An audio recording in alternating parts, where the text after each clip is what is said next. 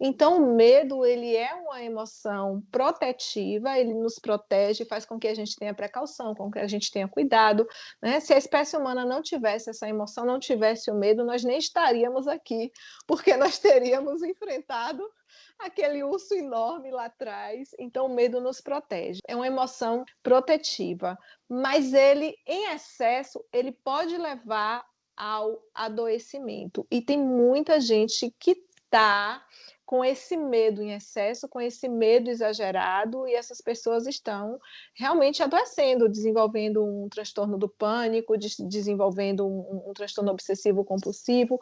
Eu queria que você falasse um pouquinho sobre o medo, como lidar com essa emoção que pode ser boa, mas também pode ser negativa. É interessante essa questão do medo, porque eu acho que ele traz associado ele até uma demonização da ansiedade, que a ansiedade, assim como o medo, é uma reação comum, é Uhum. uma reação que em alguns momentos nos protege, nos faz agir, quando em excesso pode paralisar, e aí você não conseguir reagir, não conseguir fazer suas atividades, não conseguir colocar isso de uma forma positiva. Então, o medo, a ansiedade são reações normais. A modulação dela é que nós precisamos aprender, né, de forma bem individual, bem peculiar. É interessante abordar esse assunto, porque não dá para demonizar o medo. O medo nos protege, nos faz agir também. A gente tem a reação de luta ou fuga.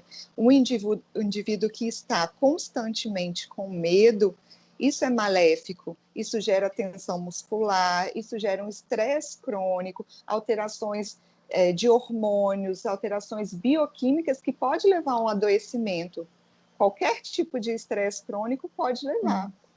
Você podia falar um pouquinho sobre esse mecanismo neuroquímico do medo, a produção do cortisol, da adrenalina, né, nos preparando para uma situação de luta ou de fuga, e as consequências dessa liberação constante desses neurotransmissores no nosso organismo? Então, esse estado de estresse, ele altera o ciclo hipotálamo-hipófise adrenal. Isso faz com quê? Com que aumente os níveis de cortisol no organismo. Esses níveis elevados desencadeiam outros processos bioquímicos hormonais que alteram a bioquímica tanto física quanto a nível do sistema nervoso central. Aumenta a adrenalina. A adrenalina é o hormônio que faz com que nós tenhamos aquela reação de luta ou fuga. Luta ou fuga realmente para reagir a uma situação de estresse.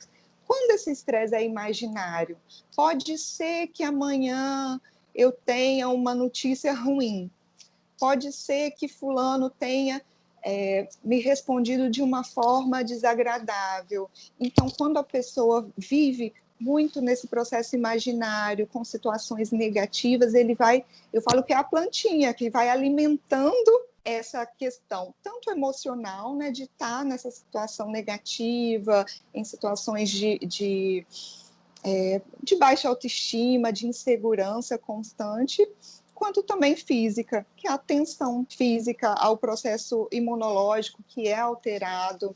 Então, é um momento que precisa ter cuidado com doenças autoimunes.